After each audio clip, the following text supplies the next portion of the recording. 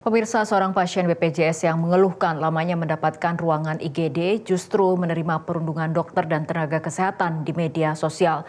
Buruknya layanan kesehatan di negeri ini rupanya diperparah dengan buruknya attitude para tenaga kesehatannya. Apa sanksi yang pantas buat mereka? Berikut ulasannya dalam Top Review Tunggu Apa Lagi bersama Kata Oma.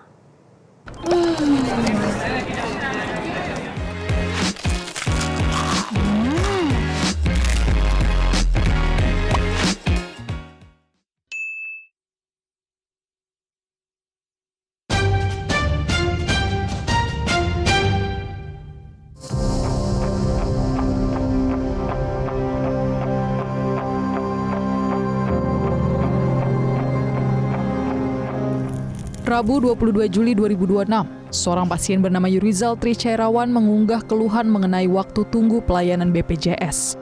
Unggahan tersebut dibuat melalui platform media sosial Threads berisi 8 jam belum dapat ruangan, gak mau spill RS-nya soalnya gue pakai BPJS. Tak butuh waktu lama, unggahan tersebut ditanggapi sinis oleh sejumlah dokter dan tenaga kesehatan. Dr. Beni Christian Sihombing melalui akun Beni Krisnisi, ia menyindir keterbatasan ruang rumah sakit dengan mengaitkannya secara sarkastik ke kamar mayat. Kemudian ada Dr. Elda Putri Rahardini melalui akun Eru Darahadini melontarkan hinaan personal yang merendahkan status ekonomi dan kecerdasan pasien tersebut. Komentar lain datang dari perawat Widyarini Pangestika melalui akun Widyarini'si. Komentar yang dinilai publik sebagai yang paling kejam dan ekstrim karena menyuruh almarhum melakukan tindakan fatal demi mendapatkan ruangan.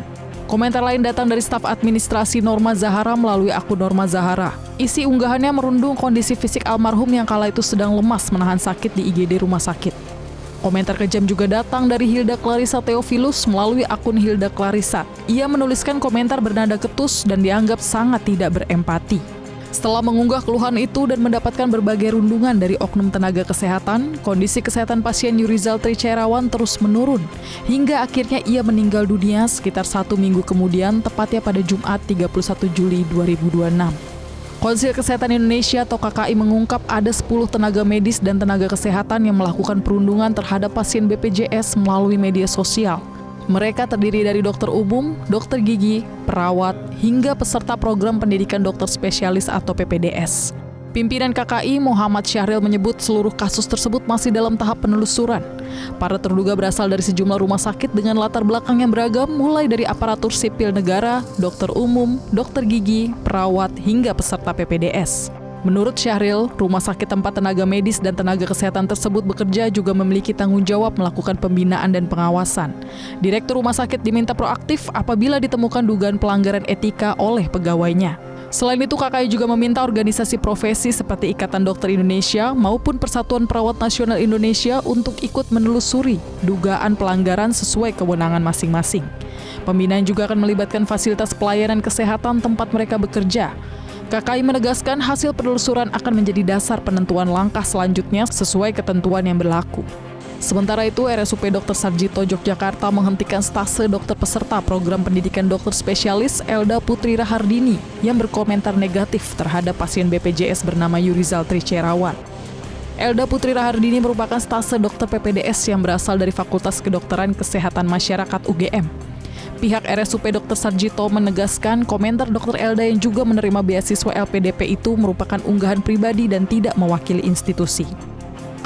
Tentunya yang bersangkutan nanti akan kita proses di dalam pendidikan bermartabat, ya, terkait dengan apa yang telah dilakukannya.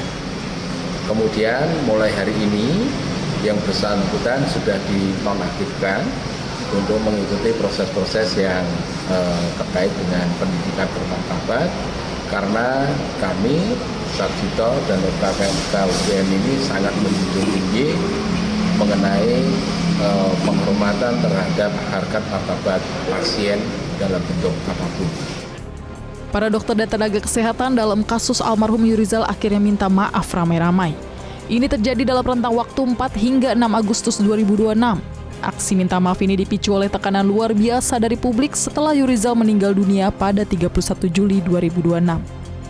Hilda Clarissa Theophilus, tenaga kesehatan di Rumah Sakit Umum Daerah Umum Raramehau Ngapu, dengan ini menyampaikan permohonan maaf yang sebesar-besarnya atas unggahan dan komentar saya di media sosial yang telah menyakiti hati masyarakat, pasien, rekan sejawat, maupun institusi tempat saya bekerja. Mbak Zahara, izinkan saya menyampaikan permintaan maaf dan penyesalan saya yang sebesar-besarnya terhadap sikap dan tindakan saya di sosial media Threads yang telah menyinggung dan menyakiti almarhum Yurizal beserta keluarga. Christian Sihombing, saya ingin menyampaikan permohonan maaf atas ketikan saya di media sosial di Threads. Saya juga ingin menyampaikan turut berduka cita kepada pemilik utas yaitu almarhum Yurizal. Saya berdoa semoga segenap keluarga diberikan penghiburan. Saya bertanggung jawab penuh atas segala tulisan yang saya buat, dan jikapun nanti ada proses hukum, saya akan mengikutinya tanpa pembelaan ataupun menyewa pengacara, itu tidak akan. Widyarini Pangestika. Pertama, saya turut berduka cita atas meninggalnya almarhum Yurizal. Semoga amal ibadahnya dapat diterima di sisi Allah. Amin. Yang kedua, saya mengucapkan permohonan maaf yang sebesar-besarnya kepada pihak keluarga dari almarhum Yurizal atas utas saya yang menambah beban emosional dan luka pada keluarga. Keluhan pasien Yurizal Tricerawan yang 8 jam belum dapat ruangan merupakan keluhan yang sangat bisa dipahami. Secara medis dan aspek keselamatan pasien, menunggu hingga 8 jam untuk mendapatkan kamar rawat inap tidak bisa dikatakan wajar dan berisiko tinggi bagi keselamatan pasien. Meskipun dalam realitas sistem pembiayaan kesehatan seperti BPJS, antrian panjang sering terjadi. Berdasarkan regulasi resmi nasional, waktu tunggu pasien di instalasi gawat darurat hingga masuk ke ruang rawat inap yang dianggap wajar dan aman adalah maksimal kurang dari 6 jam, dengan target ideal internasional serta nasional menuju kurang dari 4 jam. Menurut keputusan Menteri Kesehatan atau Kepmenkes RI nomor 129 tahun 2008 tentang standar pelayanan minimal rumah sakit, pemerintah mematok batas waktu maksimal pelayanan pasien gawat darurat di IGD hingga didefinisikan selesai baik pindah ke rawat inap, dirujuk atau dipulangkan adalah maksimal 8 jam. Angka 8 jam ini merupakan batas toleransi paling akhir untuk kasus non-kritis, bukan angka kewajaran pelayanan ideal. Sementara itu, pada aturan pembaruan mutu Vaskes vertikal, Kemenkes memperketat target melalui indikator lama waktu rawat di IGD atau Emergency Department Length of Stay atau ED-LOS. Standar mutu yang ditetapkan adalah kurang dari 4 jam dengan target capaian rumah sakit harus di atas 90%. Artinya, kasus penundaan kamar hingga lebih 8 jam jelas melebihi ambang batas wajar dan menyalahi indikator mutu pelayanan kesehatan nasional.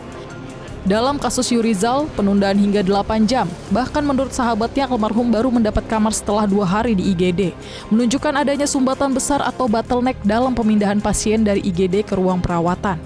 Menteri Kesehatan Budi Gunadi Sadikin mengaku merasa sedih dan gagal ketika mengetahui ada warga yang meninggal dunia di usia muda. Selain itu juga Budi menyebut kekurangan layanan hingga sumber daya manusia di bidang kesehatan harus diperbaiki. Jadi setiap ada yang meninggal itu hati saya sedih.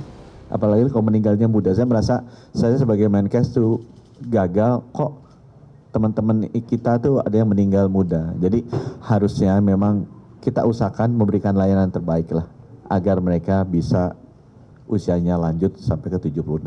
Kekurangan itu ada, itu yang harus kita perbaiki, baik di fasilitas kesehatannya, di alat-alat kesehatannya, maupun di SDM kesehatannya. Tolong bantu juga teman-teman untuk terus memberikan masukan agar itu kita bisa laksanakan.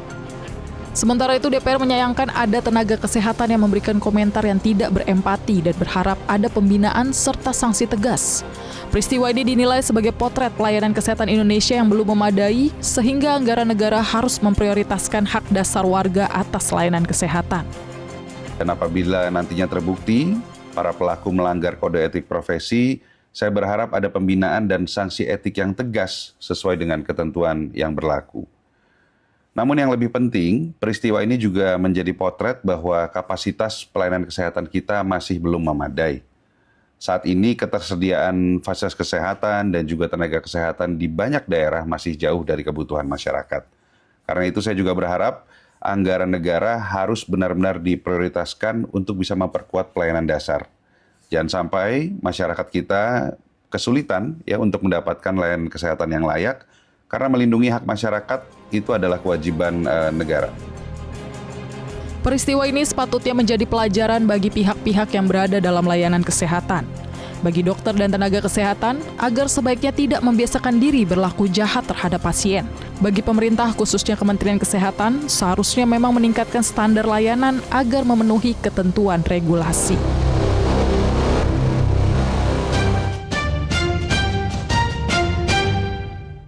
Jelajahi cara baru mendapatkan informasi. Download Metro TV Extend sekarang.